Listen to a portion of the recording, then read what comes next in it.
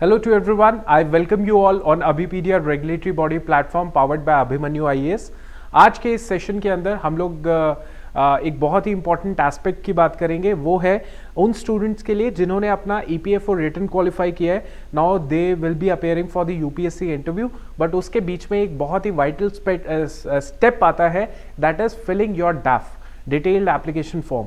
And ये जो डैफ होता है ये आपका बाइबल होता है, आपको इसको बार बार इसको देखना पड़ता है और यहीं से सवाल पूछे जाते हैं और यहीं से जो है अल्टीमेटली इंटरव्यू जो एसेसर है या आपका जो पूरा पैनलिस्ट है वहीं से आपकी एक पर्सनालिटी को एसेस करेगा और फिर उसको देखेगा कि वो जॉब प्रोफाइल के साथ मैच करती है कि नहीं, तभी आपको थोड़े से एक्स्ट्रा मार्क्स मिलेंगे और वही थोड़े एक्स्ट्रा मार्क्स जो है आपकी मेरिट लिस्ट जो है वो डिसाइड करते हैं. Right, so let's talk about it. इस डैफ के ऊपर हम लोग थोड़ा सा डिस्कशन करेंगे, जो जो इंपॉर्टेंट पॉइंट है उसके ऊपर मैं ज़्यादा टाइम लगाऊंगा.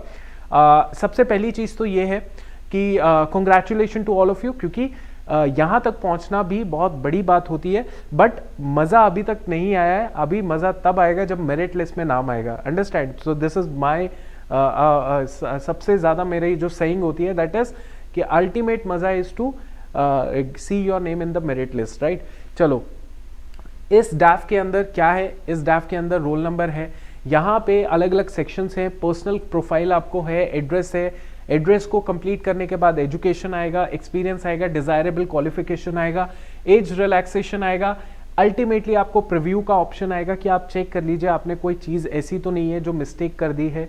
उसके बाद आपको वो लास्ट ऑप्शन होगा चेंज करने का और उसको चेंज करने उसको ऑप्शन को सबमिट कर दिया, that means then you will get this whole detailed application form. Right, so ये पूरे स्टेप्स हैं. अब मैं आपको बता देता हूँ कि कौन कौन सी चीज़ें हैं जो थोड़ी सी आपने बहुत कंसिडर करके भरनी है. जैसे आप में से बहुत सारे स्टूडेंट्स हैं जिन्होंने ऑलरेडी फिल कर दिया है, या बहुत सारे स्टूडेंट्स ऐसे भी है जिन्होंने अभी तक फिल नहीं किया है. दोनों के लिए इंपॉर्टेंट है ये सेशन, एंड तक देखिए और अगर आपको अच्छा लगे तो definitely I hope that you like the hit like also, है ना. सेशन आप लाइक भी कर सकते हैं. चलो अब मैं आपको बता देता हूँ, ये नेम है, father's name, mother's name, gender, community, ये सारी चीज़ें हैं कि नहीं, बिल्कुल आप भर देंगे. इसमें कम्युनिटी का जो सर्टिफिकेट है मेक श्योर कीजिएगा लेटेस्ट सर्टिफिकेट होना चाहिए. आप थोड़ा सा पुराना भी डालेंगे तो अल्टीमेटली आपको वो लेटेस्ट बनवाना पड़ेगा, बिकॉज UPSC वाले आपको लेटेस्ट ही मांगेंगे. और ठीक है, तो ये लेटेस्ट वाला सर्टिफिकेशन आपको मेक श्योर करना है. ठीक है, कास्ट है, सब कास्ट है, स्टेट है, ईमेल आईडी ये इंश्योर करना है कि एक्टिव ईमेल आईडी हो, आप देखते रहते हो उस ईमेल आईडी को, ये मेक श्योर करना है. प्लेस ऑफ बर्थ आप लिख सकते हैं, नेम ऑफ द स्टेट जहाँ पे आप पैदा हुए हैं, person with disability benchmark minority में है, बर्थ डेट ऑफ बर्थ आपको न्यूमेरिक में लिखना पड़ेगा, आपको बर्थ वर्ड्स में लिखना पड़ेगा. राइट, तो ये हमने देख लिया. अब इसके अलावा हम लोग नेशनैलिटी की बात करते हैं, मैरिटल स्टेटस की बात करते हैं, अनमैरिड, मैरिड, योर आपका ये आप फिल कर सकते हैं. एज रिलैक्सेशन की बात है. नाउ नेक्स्ट इंपॉर्टेंट एस्पेक्ट जो आता है दैट इज समथिंग जिसे कहते हैं हॉबीज, हम लोग बात कर रहे हैं.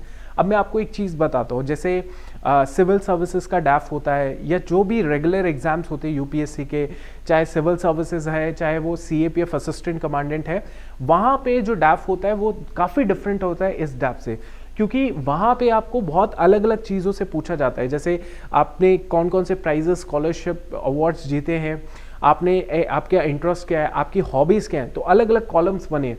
बट यहाँ पे यू विल बी लुकिंग कि एक कॉलम है हॉबीज़ का. राइट, तो it is good enough.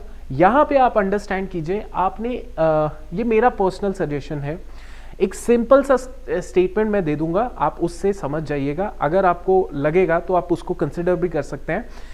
Hobbies ऐसी होनी चाहिए, हॉबीज़ से आपका कैरेक्टर दिखता है, आपकी पर्सनैलिटी दिखती है.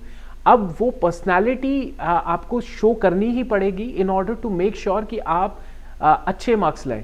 वो पर्सनैलिटी ऐसी पर्सनैलिटी होनी चाहिए जो उस जॉब प्रोफाइल के साथ सूट करती हो. अब वो जॉब प्रोफाइल, मैं टेक्निकल एस्पेक्ट की बात नहीं कर रहा कि हाँ एक अकाउंट ऑफिसर, EO को क्या जॉब प्रोफाइल चाहिए, उसके लिए उसके पास टेक्निकल डिटेल्स होनी चाहिए.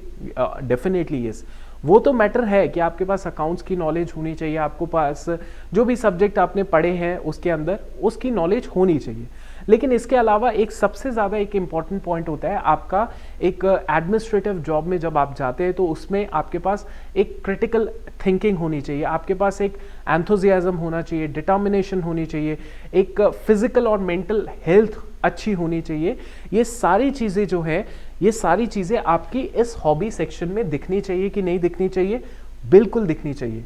अब जैसे ही इंटरव्यूअर इस हॉबी सेक्शन में जाएगा और वो देखेगा तो वो कोशिश करेगा, even if you have written the cooking also, cooking तो रिलेटेबल नहीं है जॉब प्रोफाइल के साथ, वहाँ आप कुक तो नहीं करेंगे कुछ भी, लेकिन कैसे आप उस चीज़ हॉबी को अपना जॉब प्रोफाइल के अंदर सेट करेंगे कि मैं एक हेल्दी कुकिंग करता हूँ, मैं न्यूट्रिशनिस्ट का मैंने I have learn the I have read nutritionist you know lessons also कि कैसे एक न्यूट्रिशनिस्ट अपने डाइट प्लान्स बनाता है, मैं डाइट प्लान्स बना सकता हूँ। मैं अच्छा खाने के लिए मैं मेक श्योर करता हूँ कि कुकिंग सिर्फ मैं इसके लिए नहीं करता कि सिर्फ मुझे अपना जो टेस्ट उसको करना पड़ता है या लोगों के लिए, मैं मेक श्योर करता हूँ कि आज के टाइम पे लाइफस्टाइल डिजीजेस इतनी ज़्यादा हो चुकी हैं, उसकी वजह से मैं एक हेल्दी कुकिंग को ऑप्ट करता हूँ।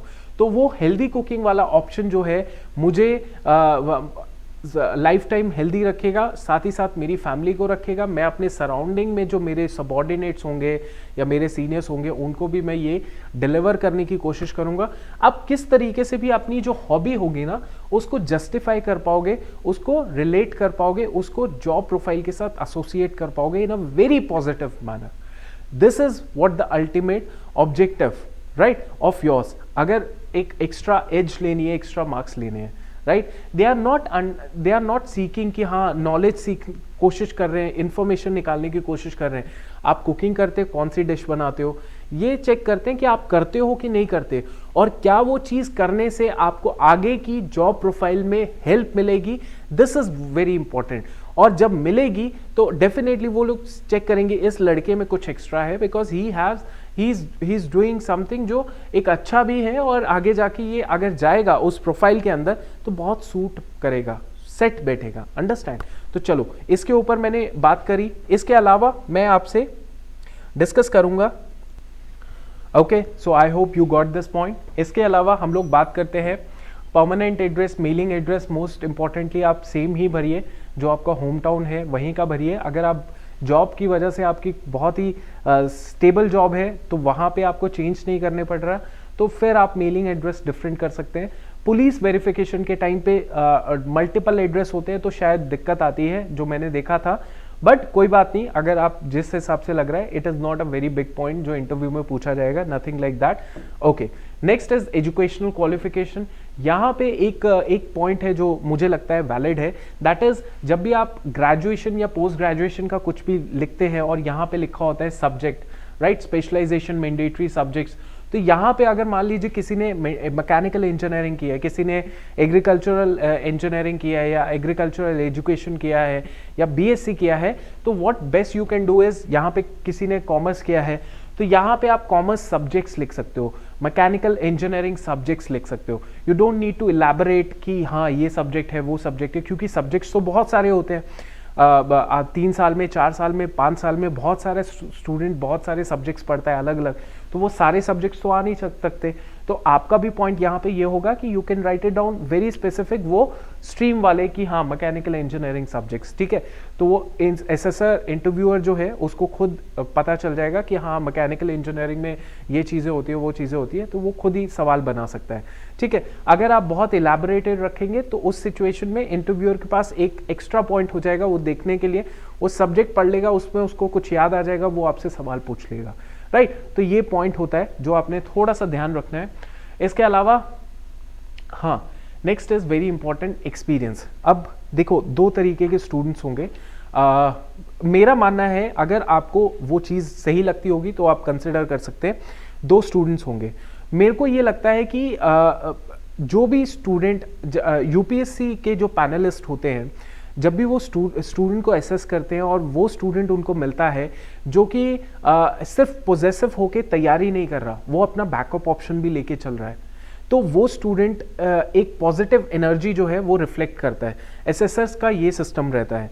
अगर कोई स्टूडेंट है जो 4 साल से, देखिए 2 कैटेगरी स्टूडेंट है। एक स्टूडेंट वो है जो ग्रेजुएशन होके 2 साल के लिए पढ़ाई कर रहा था, यूपीएससी की तैयारी कर रहा है, कुछ साथ में नहीं कर रहा है, 2-3 साल का जो तैयारी कर रहा है student, that is valid enough.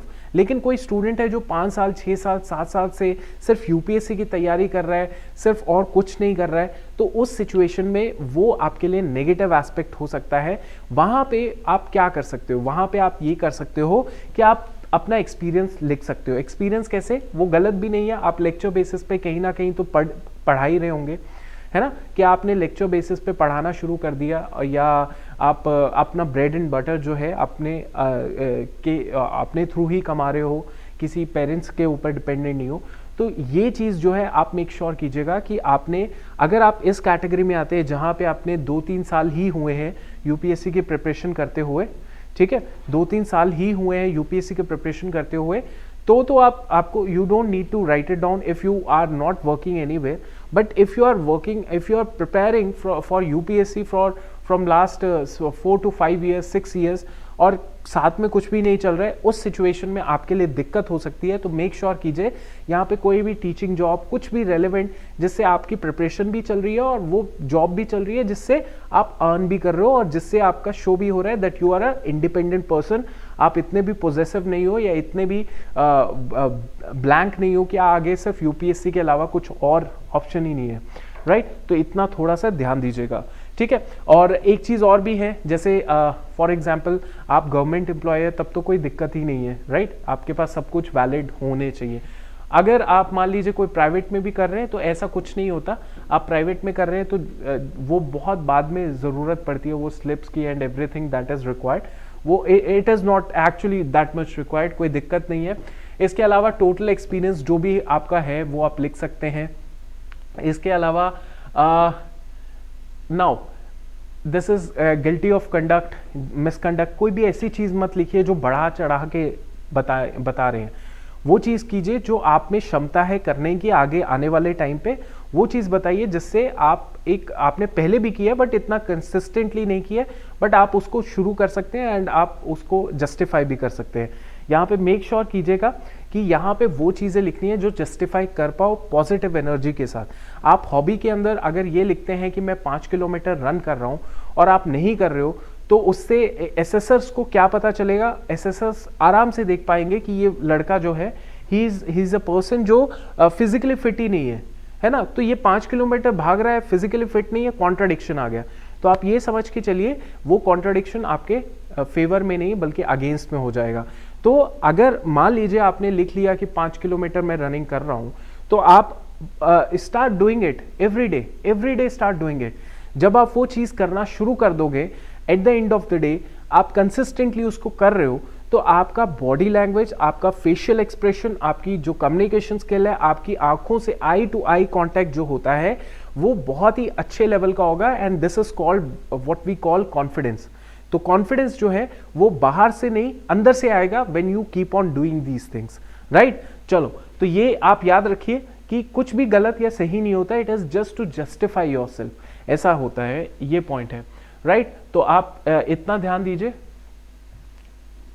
Okay. And this is it for इस वीडियो के अंदर। तो इतना ही।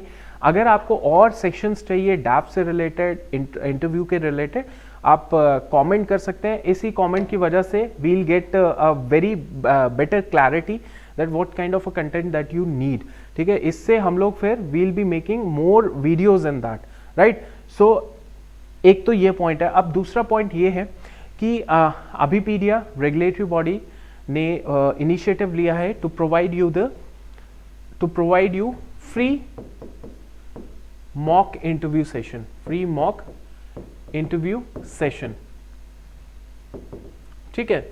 इस फ्री मॉक इंटरव्यू सेशन के अंदर हम लोग क्या क्या चीजें कर रहे हैं, एक तो आपके डेली 12 से 15 मॉक इंटरव्यू सेशन कंडक्ट किए जा रहे हैं, शुरू हो चुका है प्रोसेस। तो पहली चीज तो ये। दूसरी चीज ये कि आपको जो है हम लोग डैफ की पर्सनलाइज क्वेश्चन बैंक दे रहे हैं, डैफ का पर्सनलाइज क्वेश्चन बैंक दे रहे हैं। अब ये जो डैफ का पर्सनलाइज क्वेश्चन बैंक है, इससे क्या है, इससे इसका प्रोसेस क्या है, इसका प्रोसेस यही है, बहुत सिंपल। अभीपीडिया के पोर्टल में जाइए, वहां पे चूज एग्जाम कीजिए। एग्जाम को चूज करने के बाद आपके पास ईपीएफओ का ऑप्शन आएगा। ईपीएफओ के ऑप्शन में जाके what you will be getting is option of upload your DAF. Once you upload your DAF, आपको जो है 72 आवर्स के अंदर, मोस्ट इंपॉर्टेंटली मैक्सिमम 72 आवर्स के अंदर आपको डैफ की पोस्टलाइज क्वेश्चन बैंक मिल जाएगा, right. And we are also conducting the free mock interview session, ठीक है। तो इससे क्या हो जाएगा, आपकी प्रिपरेशन बहुत जानदार हो जाएगी and obviously it is free. तो आप बेनिफिट ले सकते हैं इस पूरी प्रोसेस का, ठीक है। So any question, any doubt, anything that you want to convey to us, आप कमेंट के अंदर लिखिए। And if you like this session you can like it and make sure you share it with your near and dear ones जो इस process के अंदर है, ठीक है। So anything you can comment down. And अभी तक के लिए thank you, keep working, thank you.